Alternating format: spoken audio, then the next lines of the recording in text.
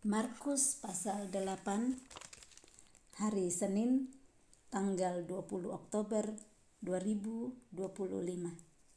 Yesus memberi makan 4.000 orang. Pada waktu itu ada pula orang banyak di situ yang besar jumlahnya, dan karena mereka tidak mempunyai makanan, Yesus memanggil murid-muridnya dan berkata, "Hatiku tergerak oleh belas kasihan kepada orang banyak ini.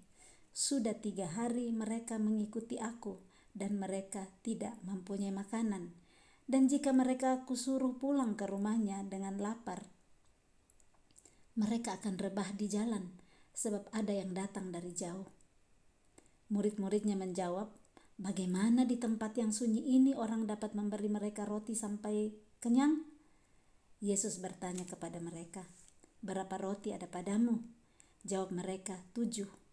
Lalu ia menyuruh orang banyak itu duduk di tanah. Kemudian sesudah itu ia mengambil ke-7 roti itu, mengucap syukur, memecah-mecahkannya dan memberikannya kepada murid-muridnya untuk dibagi-bagikan, dan mereka memberikannya kepada orang banyak. Mereka juga mempunyai beberapa ikan, dan sesudah mengucap berkat atasnya, ia menyuruh supaya ikan itu juga dibagi-bagikan, dan mereka makan sampai kenyang. Kemudian orang mengumpulkan potongan-potongan roti yang sisa sebanyak 7 bakul. Mereka itu ada kira-kira 4.000 orang. Lalu Yesus menyuruh mereka pulang. Ia segera naik ke perahu dengan murid-muridnya dan bertolak ke daerah Dalmanuta. Kisah tentang Yesus memberi makan kita sudah sering dengar, dan bahkan baru dengar di pembacaan Markus pasal 6 ayat 30 sampai 44. Yesus memberi makan 5.000 orang. Tapi ini memberi makan 4.000 orang jarang dibahas kan? Bahkan dulu saya ingat dulu waktu saya mulai baca, ternyata ada juga nih Yesus memberi makan 4.000 orang. Karena yang paling kita sering dengar, Yesus memberi makan 5.000 orang. Tapi hari ini, bagi yang belum mengingat, kita dibukakan bahwa Yesus juga memberi makan 4.000 orang. Dan dimulai dari mana? Dimulai dari hati Yesus yang peka, yang tergerak oleh belas kasihan kepada orang banyak itu. Yesus peka bahwa mereka sudah 3 hari mengikuti Dia dan mereka tidak mempunyai makanan. Yesus gak pikir cuma dirinya. Yesus bisa bilang, kan mereka ngikutin saya yang capek harus ngajar, saya ini yang berusaha setiap kali memberi mereka makanan rohani. Yesus gak pikir itu. Yesus memikirkan sampai detail-detail kebutuhan dari orang banyak itu. Yesus bilang, kalau aku suruh pulang ke rumahnya dengan lapar, kasihan nanti rebah di jalan, sebab mereka ada yang datang dari jauh. Belas kasihan ini yang Yesus mau juga taruh di hati kita, supaya kita juga bisa peka, sensitif atas kebutuhan orang lain di sekitar kita. Tapi kadang kita gak peka. Kenapa?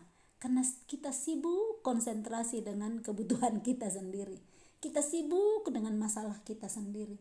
Jadi kebutuhan orang lain kita gak rasa, kita gak peka. Tapi itu kan bisa dilatih dari hari ke sehari. Bukan karena kita gak peka selama ini kita akan gitu terus. Tapi kita bisa begitu terus kalau kita gak mau melatih diri kita. Kita gak mau berubah. Kita perlu dulu ada kemauan, dan dari kemauan itu kita mulai melatih diri kita dari hari ke sehari, mulai peka terhadap orang lain. Saya sering begini ya, saya sering nggak senang diriku sendiri gitu. Kalau jalan bareng saya nggak peka dulu. Kalau ada orang tua kasihan butuh dikasih tempat duduk, saya kan butuh tempat duduk, saya bayar sendiri juga. Tapi dari waktu ke waktu mulai belajar firman ngajarin bagaimana kita mengasihi orang lain sesama. Saya cepat tergerak saat saya di kereta atau di tempat mana yang nggak ada banyak tempat, ada ibu-ibu lagi gendong anaknya, saya kasih tempat duduk saya. Yang dulunya saya don't care, saya bayar, saya duduk juga sendiri. Tetapi itulah Tuhan bisa ubahkan hati kita saat kita mau untuk diisi terus dengan firman, supaya hati kita juga semakin dipenuhi belas kasihan sama orang. Kita bisa kasih, saya kan gak ada anak yang saya gendong, saya bisa berdiri, silahkan ambil tempat duduk saya. Kita bisa memberikan ke orang lain hal-hal yang mereka butuhkan. Nah, kita juga harus peka, mereka butuh apa. Ini orang-orang sudah 3 hari ngikutin Yesus, mereka butuh makanan, bukan butuh dikasih tas Louis Vuitton atau dikasih tas Hermes atau dikasih tas Christian Dior yang gitu-gitu kan. Nah, kadang kita nggak peka, saking nggak pekanya, nggak biasanya layanin orang, kita salah memberi, kita nggak beri yang nggak dibutuhkan. Mau dikasih tas Louis Vuitton di tengah-tengah kelaparan, mereka nggak bisa tertolong di situ. Yang mereka butuh adalah makanan dan minuman. Jadi kita butuh hikmat dari Tuhan, kasih dari Tuhan, supaya kita bisa ngerti apa yang dibutuhkan oleh orang lain. Kita bisa peka kebutuhan orang lain, supaya kita nggak salah melayani orang. Dan itu saya banyak sekali juga mengalami, dan itulah proses perjalanan hidup kita. Kita mau melayanin tapi karena nggak terbiasa layanin, salah layanin. Jadi pastilah kita akan lihat masing-masing punya pengalaman tersendiri lah di situ. Cuman untuk kita tahu, berilah apa yang orang butuhkan, tahulah apa yang orang butuh, jangan kasih yang nggak dibutuhkan. Orang lagi butuh makan dikasih baju contoh, mereka cukup baju contoh. Jadi carilah kebutuhan orang lain. Nah, kita lihat juga bagaimana Yesus di sini setiap kali dia mengambil 7 roti mengucap syukur. Selalu Yesus mengucap syukur kepada Bapaknya.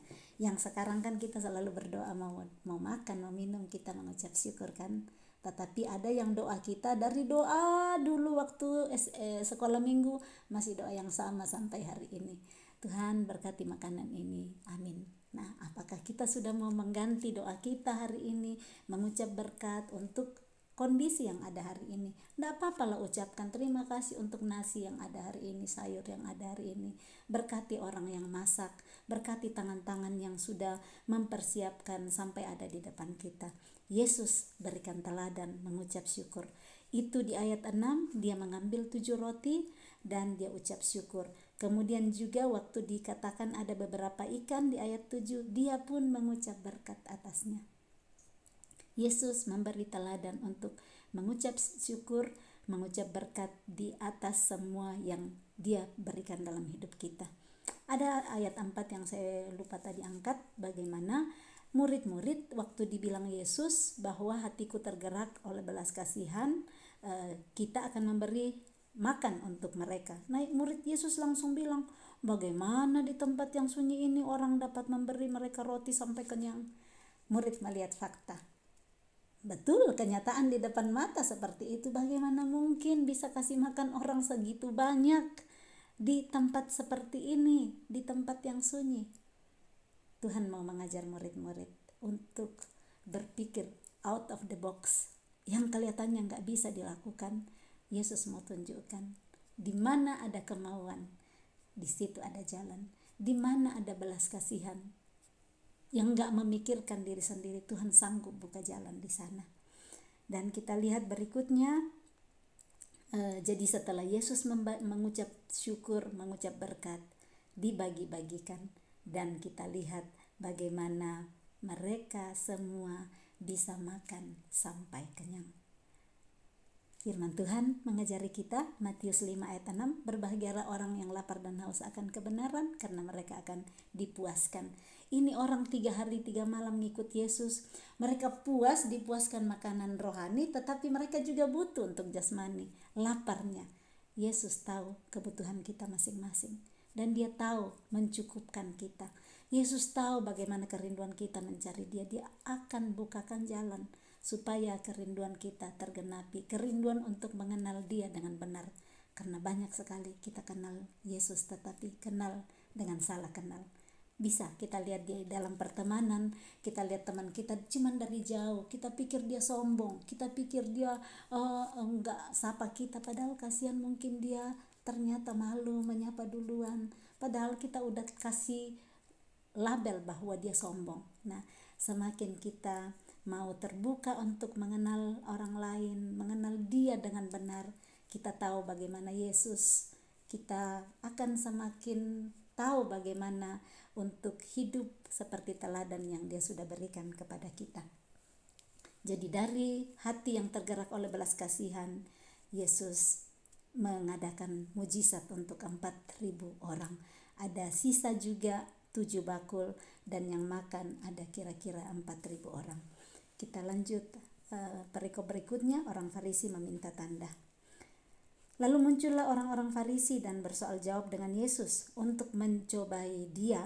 Mereka meminta daripadanya suatu tanda dari sorga. Maka mengeluhlah ia dalam hatinya dan berkata, "Mengapa angkatan ini meminta tanda? Aku berkata kepadamu, sesungguhnya kepada angkatan ini sekali-kali tidak akan diberi tanda." Ia meninggalkan mereka, ia naik pula ke perahu dan bertolak ke seberang. Ada masa di mana Yesus gak tinggal mengurus, berdiskusi, berdebat dengan hal-hal yang Dia tidak pada waktu itu mau berdebat. Jadi Yesus gak tinggal menjawab mereka, mengurus apa yang mereka katakan, tetapi Ia meninggalkan mereka. Ia naik ke perahu dan bertolak ke seberang. Ada saat dimana kita gak usah tinggal debat sampai Z, habisin waktu. Setrikaan kita numpuk-numpuk, gak jadi masak, saking meladenin orang yang mau berdebat cuma untuk menjatuhkan kita, cuma untuk mencobai. Nah, tinggallah mengambil waktu dengan orang-orang yang kita tahu bahwa ada maksud baik, gak cuma datang menceritakan kejelekan orang lain, gak cuma datang mencari hal-hal yang bisa menjatuhkan atau meruntuhkan iman kita atau hal-hal yang lain. Kita harus berani berkata, saya mau pergi, saya mau naik ke perahu seperti Yesus dan bertolak ke seberang. Perikop berikut tentang ragi orang Farisi dan ragi Herodes. Ayat 14, kemudian ternyata murid-murid Yesus lupa membawa roti.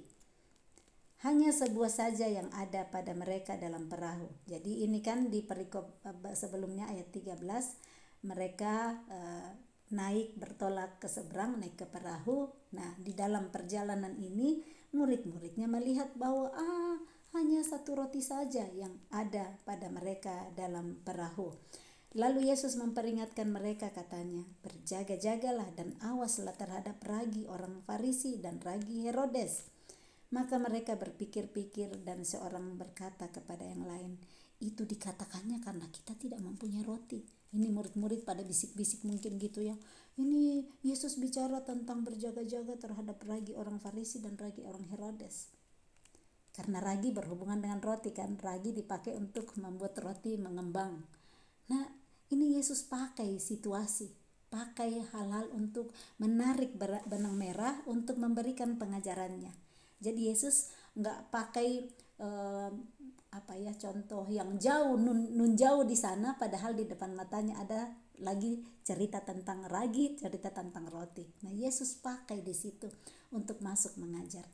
Di sini kita bisa ambil pelajaran bagaimana Yesus tahu untuk mengambil situasi, bagaimana melatih untuk melihat keadaan untuk kita, melatih mata kita, melatih telinga kita dengan pembicaraan sehari-hari.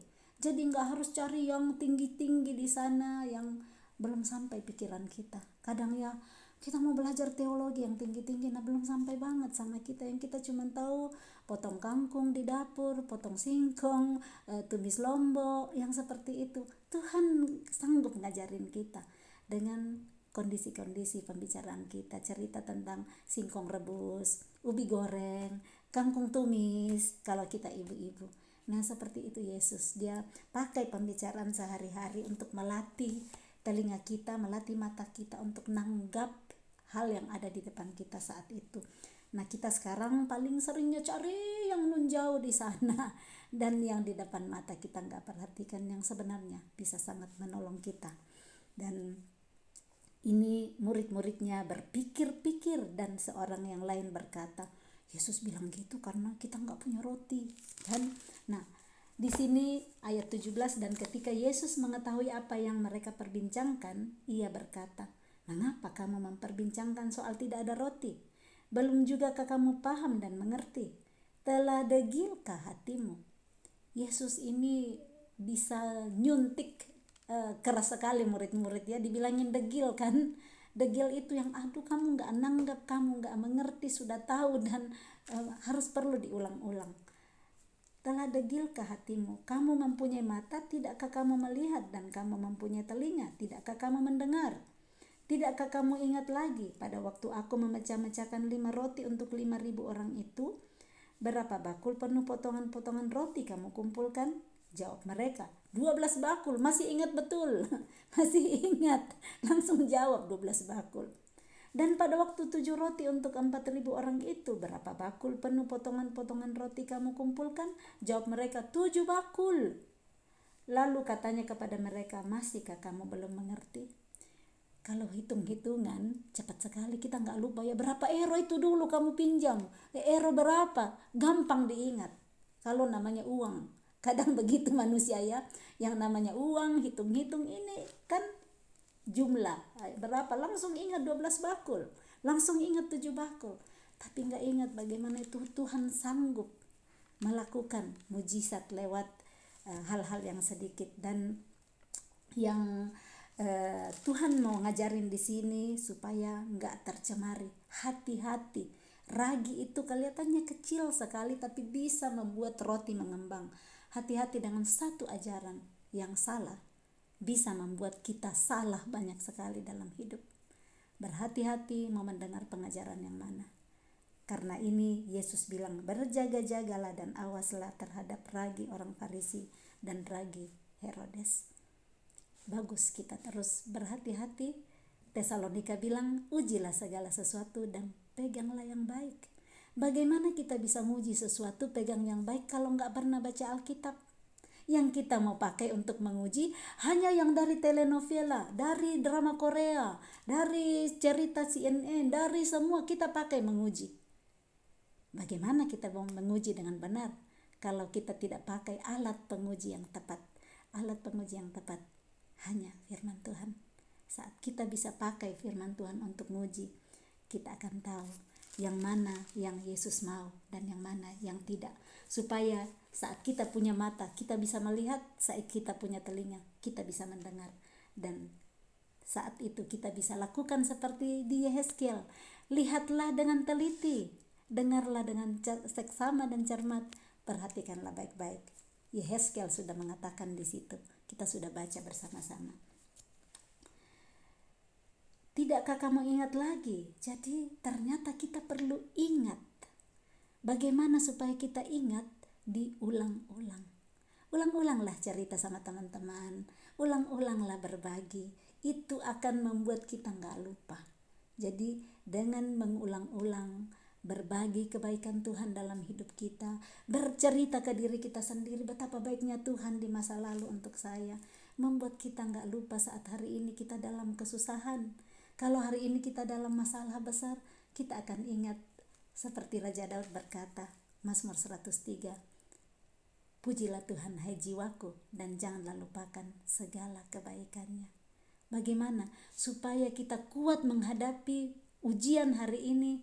Ingatlah kebaikan Tuhan di masa yang lalu. Sebegitu banyaknya kebaikan Tuhan sampai kita bisa ada hari ini. Ingatlah itu supaya kita tetap bisa memuji Dia dan jangan lari daripada Dia karena ujian dan penderitaan yang diizinkan terjadi hari ini. Mungkin kesalahan kita sendiri atau memang diizinkan Tuhan. Kalau kita berespon dengan benar, pasti kita akan keluar lebih daripada pemenang. Dan kita pasti akan menikmati hasil dari ujian penderitaan. Kita akan jadi kuat, kita akan bisa jadi lebih bijaksana menghadapi situasi-situasi berikut yang akan terjadi dalam hidup kita. Perikop berikut, Yesus menyembuhkan seorang buta di Betsaida. Kemudian tibalah Yesus dan murid-muridnya di Betsaida, dan di situ orang membawa kepada Yesus seorang buta dan mereka memohon kepadanya supaya ia menjamah dia. Jadi orang buta ini di bawah orang lain, nggak datang sendiri ya. Ada orang yang datang sendiri kepada Yesus, ini dibawa oleh orang lain. Yesus memegang tangan orang buta itu dan membawa dia keluar kampung. Yesus nggak langsung sembuhkan di tempat, dia pegang tangan orang itu, dia bawa keluar. Kita sudah lihat juga sebelumnya ya, ada yang Tuhan Yesus sembuhkan orang tuli yang dibawa di Markus pasal 7 sebelumnya, bagaimana Yesus menyembuhkan orang tuli dan gagap itu dibawa dulu berpisah dari orang lain. Nah, kalau kita ingat bagaimana cara Yesus menyembuhkan orang tuli dan gagap itu dengan menusuk jarinya ke telinga orang itu dan dengan meludah dan meraba lidah orang itu. Pakai ludahnya raba lidah orang. Nah, sekarang cara Yesus sembuhkan orang buta gimana? Kita lanjut dulu. Yesus memegang tangan orang buta itu dan membawa dia keluar kampung. Lalu ia meludahi mata orang itu dan meletakkan tangannya atasnya dan bertanya, "Sudahkah kau lihat sesuatu?" Yesus ludahi langsung. Kenapa Yesus bawa keluar sedikit? Karena orang-orang yang melihat banyak mencari untuk mendapati kesalahan sama Yesus. Nah, kali ini Yesus dituntun oleh Roh Kudus yang ada dalam dia kan, yang waktu dibaptis Roh Tuhan ada dalam dia, untuk ludahin, nggak ditaruh lagi di tangannya untuk lidahnya di ini, tapi langsung diludahin ini matanya. Dan Yesus letakkan tangan ke atasnya dan bertanya, "Sudahkah kau lihat sesuatu?" Orang itu memandang ke depan lalu berkata, "Aku melihat orang, sebab melihat mereka berjalan-jalan tetapi tampaknya seperti pohon-pohon." Yesus meletakkan lagi tangannya pada mata orang itu, maka orang itu sungguh-sungguh melihat dan telah sembuh, sehingga ia dapat melihat segala sesuatu dengan jelas. Sesudah itu Yesus menyuruh dia pulang ke rumahnya dan berkata, "Jangan masuk ke kampung." Ini ada proses penyembuhan yang berbeda dari Tuhan Yesus. Sama dia tarik orang ini keluar dari kampung, dia pakai ludahnya, diludahi langsung, nggak ditaruh di mata itu, di tangan itu ludahnya, dan ternyata orang itu melewati proses untuk pulih, untuk bisa melihat. Awalnya yang betul-betul nggak lihat apa-apa, dia sudah mulai lihat bayang-bayang orang bergerak. Belum jelas ya, masih samar-samar. Kita bisa coba kalau kita pakai kacamata yang kacamata baca kan, kalau dari jauh kita lihat kabur gitu. Nah, kurang lebih mungkin kabur seperti itu yang dia lihat. Dia lihat seperti bayang-bayang, seperti pohon, dan Yesus letakkan lagi tangannya pada mata orang itu, maka orang itu sungguh-sungguh melihat dan telah sembuh. Proses penyembuhan Tuhan kepada setiap orang berbeda-beda, waktu pemulihan berbeda. Nah, demikian juga dalam hidup kita menghadapi ujian-ujian kehidupan yang kelihatannya berat untuk kita. Tuhan ada di sana. Yesus sanggup tolong kita saat kita mau datang sendiri ke Dia, atau kita menyerahkan diri kita dibawa orang lain kepada Yesus. Jadi buta dalam hal ini bukan cuma buta mata, tapi buta rohani. Dan kalau ada orang yang menolong kita untuk membawa kepada Yesus saat kita mau terima, Yesus sanggup untuk pulihkan kita. Dan ada prosesnya. Kita jangan bilang, Tuhan Yesus kok ini masih setengah melihat, marah-marah sama Yesus. Kita menunggu waktunya yang terbaik, proses Tuhan yang terbaik, sampai Dia menolong untuk benar-benar sungguh-sungguh melihat dan bisa sembuh dengan sempurna. Tuhan sanggup menolong kita di dalam setiap perkara hidup kita. Yang kita perlu pegang hanya percaya saja. Yang mati pun sanggup Dia bangkitkan. Yang buta bisa, yang lumpuh bisa. Semua Tuhan Yesus, gak ada yang gak bisa Yesus kerjakan.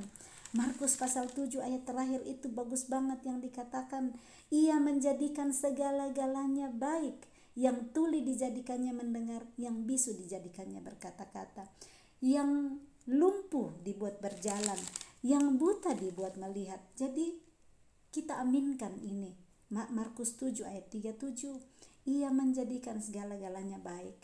Jangan bilang, Tuhan jahat sama saya, sama tetanggaku, sama temanku dia baik sekali, sama saya tidak seperti ini. Mulailah membangun diri, berkarakter, memperkatakan perkataan-perkataan yang baik, yang memberkati diri sendiri. Perkatakanlah Tuhan baik dalam hidupku. Cari yang baik yang bisa saya puji, pasti ketemu. Sekalipun sesusah-susahnya hidup kita, semenderitanya kita, pasti kalau kita mau cari kebaikan Tuhan, kita akan lihat, betul Tuhan, Engkau baik. tabrakan pun ada yang tabrakan, hancur mobil, masih bisa bersyukur, terima kasih Tuhan kami hidup. Jadi pasti ada. Tapi kalau sudah lihat, aduh mobilku saya baru beli, hancur lebur mobilku, nggak lihat nyawanya yang selamat, nggak akan melihat kebaikan Tuhan. Cara kita melihat hidup kita akan membuat kita berkata, Tuhan baik, atau sebaliknya, kita bilang Tuhan cuma baik sama orang lain, sama saya Tuhan tidak baik. Kita lanjut ke pengakuan Petrus, ayat 27, kemudian Yesus beserta murid-muridnya berangkat ke kampung-kampung di sekitar Kaisarea Filipi. Di tengah jalan ia bertanya kepada murid-muridnya, katanya, kata orang, siapakah aku ini? Jawab mereka, ada yang mengatakan Yohanes Pembaptis, ada juga yang mengatakan Elia, ada pula yang mengatakan seorang dari para nabi. Ia bertanya kepada mereka, tetapi apa katamu? Siapakah aku ini? Maka jawab Petrus, engkau adalah Mesias. Lalu Yesus melarang mereka dengan keras supaya jangan memberitahukan kepada siapapun tentang dia. Yesus bertanya, kata orang siapakah aku? Gampang sekali bilang kata orang ya. Tetapi yang Yesus mau, tetapi apa katamu? Siapakah aku ini? Kalau kita ditanya hari ini, apa katamu tentang saya? Siapakah aku ini? Kita akan gampang, oh iya kata Nabi Elia kamu begini, kata ini begini, kata ini begini. Yesus mau bagaimana kita mengenal dia. Dia mau kita tahu, kita melihat dia seperti apa. Makanya dari nyanyian Daud ya, Daud menyanyi, engkau adalah perisaiku, engkau gunung batuku, engkau gembalaku yang baik, karena dia melewati perjalanan bersama Yesus. Nah, perjalanan kita bersama dia, kita akan bilang apa tentang Yesus? Engkau adalah puji-pujianku, engkau adalah kekuatanku, engkau adalah sukacitaku, engkau damai sejahteraku. Karena melewati tidak ada sekali sukacita bisa didapat, tapi Tuhan memberi sukacita. Tidak ada damai sejahtera, tapi damai sejahtera datang karena Yesus ada. Kita akan bangkitkan kata-kata mengenal dia, berkata siapakah Yesus bagi kita. Dia mau supaya kita kenal dia melalui kisah-kisah perjalanan kita dengan dia. Orang lain yang mengatakan, oh dia Yohanes Pembaptis, oh dia Elia, dia ini nabi. Nah, kita hari ini, kalau Yesus bertanya, apa katamu, siapakah aku? Silakan kita jawab sendiri-sendiri. Pemberitahuan pertama tentang penderitaan Yesus dan syarat-syarat mengikut dia. Ayat 31. Kemudian mulailah Yesus mengajarkan kepada mereka bahwa anak manusia harus menanggung banyak penderitaan dan ditolak oleh tua-tua, imam-imam kepala dan ahli-ahli Taurat, lalu dibunuh dan bangkit sesudah 3 hari. Yesus memberitahu dari awal bahwa dia harus menanggung banyak penderitaan, gak cuma 1 penderitaan, gak cuma 2, gak sedikit, banyak penderitaan dan ditolak. Ini yang dialami Yesus. Bukan yang heboh-heboh saja Yesus bisa bikin, tapi dia tahu bahwa dia akan menderita banyak, bukan akan, harus menanggung banyak penderitaan dan ditolak. Siapa yang tolak? Orang-orang yang diharapkan. Dia ditolak oleh tua-tua, imam-imam kepala dan ahli-ahli Taurat. Bahkan dibunuh nantinya, tapi pada hari ketiga akan bangkit. Hal ini dikatakannya dengan terus terang. Tetapi Petrus menaruh Yesus ke samping dan menegur dia. Maka berpalinglah Yesus dan sambil memandang murid-muridnya, ia memarahi Petrus, katanya, enyahlah iblis, sebab engkau bukan memikirkan apa yang dipikirkan Allah, melainkan apa yang dipikirkan manusia. Petrus, murid Tuhan Yesus yang selalu bersama dengan Yesus, gak terima kalau gurunya akan menderita, gak terima gurunya akan ditolak, gak terima gurunya akan dibunuh. Dia datang untuk berkata bahwa ya waktu dia bilang terus terang, Petrus menegur Yesus kan, dia tegur Yesus dan di situ Yesus memarahi Petrus. Yang dimarahi bukan Petrusnya, iblis yang ada di dalam Petrus yang membuat dia gak percaya bahwa Yesus harus melewati ini harus dilewati penderitaan ini supaya nantinya visinya di bumi, misinya di bumi tergenapi, yaitu menyelamatkan seluruh dunia. Dan ini dikatakan engkau bukan memikirkan apa yang dipikirkan Allah, melainkan apa yang dipikirkan manusia.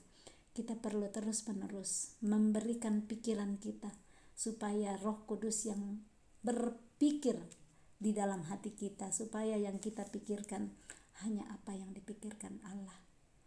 Begitu seringnya kita dihadapkan sama persoalan-persoalan yang mungkin ada proyek yang mau dikerjakan dan ada hambatan-hambatan di depan. Nah, pikiran manusia sudah bilang tidak mungkin lah.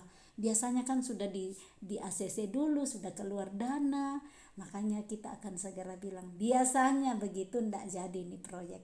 Tapi kalau ada satu orang berdiri dengan iman, berkata, kalau Tuhan yang mau buka jalan untuk proyek ini, saya imani jalan. Nanti akan ada dicairkan dananya. Dan disitulah kita bisa melihat cara Tuhan berpikir berbeda dengan cara manusia. Bangun iman kita. Saat yang lain berkata tidak mungkin, impossible, sudah begini biasanya. Kita sebagai anak-anak Tuhan akan berkata, saya mau hidup tidak biasanya. Saya mau hidup yang berbeda. Dan dengan iman kita saksikan begitu banyaknya kesaksian-kesaksian dari yang tidak mungkin. Ternyata dengan satu orang berdiri dengan iman, orang lain bisa lihat, benar ya, ternyata dana dicairkan, kita bisa lanjutkan proyek ini. Dimulai dari satu orang yang beriman. Tuhan mau ada satu orang yang berdiri mengimani, supaya lewat iman orang itu Tuhan bisa mengerjakan mujizatnya. Ayat 34, lalu Yesus memanggil orang banyak dan murid-muridnya dan berkata kepada mereka, setiap orang yang mau mengikut aku, ia harus menyangkal dirinya, memikul salibnya, dan mengikut aku. Karena siapa yang mau menyelamatkan nyawanya, ia akan kehilangan nyawanya. Tetapi barang siapa kehilangan nyawanya karena aku dan karena Injil, ia akan menyelamatkannya. Apa gunanya seorang memperoleh seluruh dunia, tetapi ia kehilangan nyawanya? Ada satu syarat mengikut Yesus. Setiap orang, siapa saja orang itu yang mau mengikut Yesus, ia harus menyangkal dirinya. Syarat pertama, maaf tadi saya bilang satu syarat, gak cuma satu ya. Ia harus menyangkal dirinya dan memikul salibnya. Dua hal, sangkal diri, pikul salib, dan ikut Yesus.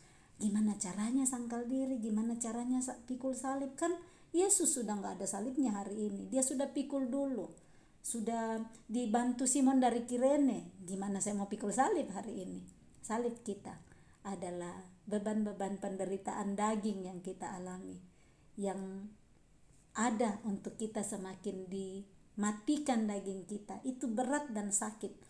Tetapi saat kita mau rela tinggalkan ego kita, tinggalkan kepentingan kita sendiri untuk orang lain, kita rela sangkal diri untuk gak ikut KKN, gak ikut korupsi, sekalipun jutaan uang ada di sana, ribuan dolar ada di sana, tetapi kita berani sangkal diri. Di sanalah yang maksud Yesus hari ini, sangkalin diri dan pikul salib. Enggak tergoda dengan berapa hijaunya dolar di situ, enggak tergoda dengan yang ada, karena mau untuk mengikut Yesus. Dan Yesus bilang, barang siapa yang menyelamatkan nyawanya, yang mau kehilangan nyawanya karena Injil, karena Yesus, dia akan memperoleh nyawanya. Jangan takut kehilangan nyawa karena berdiri di atas kebenaran. Pasti janji Tuhan berkata, kamu akan mendapat nyawamu. Apa sih gunanya kita dapat seluruh kekayaan dunia tapi kita kehilangan nyawa kita? Ayat 37, karena apakah yang dapat diberikannya sebagai ganti nyawanya? Sebab barang siapa malu karena aku dan karena perkataanku di tengah-tengah angkatan yang tidak setia dan berdosa ini, anak manusia pun akan malu karena orang itu apabila ia datang kelak dalam kemuliaan Bapanya diiringi malaikat-malaikat kudus. Amin. Demikian menu sorga yang kita dapat hari ini, yang hidup, yang kuat, yang lebih tajam dari pedang bermata dua manapun, yang menusuk amat dalam, sanggup memisahkan roh dan jiwa, sendi-sendi dan sumsum, bahkan sanggup membedakan pikiran dan pertimbangan hati kita saat kita mau untuk dipisahkan, saat kita mau untuk memisahkan yang lama-lama, cara berpikir kita yang lama, pengenalan kita yang lama tentang Yesus. Dan hari ini kita tahu siapakah Yesus dalam hidup saya, dan bisa mengenali apa arti pikul salib dalam hidup saya, apa arti sangkal diri dalam hidup saya. Mari kita renungkan masing-masing. Saya pikul salib apa hari ini yang Tuhan kasih? Sangkal diri apa yang Tuhan inginkan saya lakukan? Dan bagaimana saya kenal Yesus dalam hidup saya? Salam kasih, Tuhan Yesus memberkati. Shalom.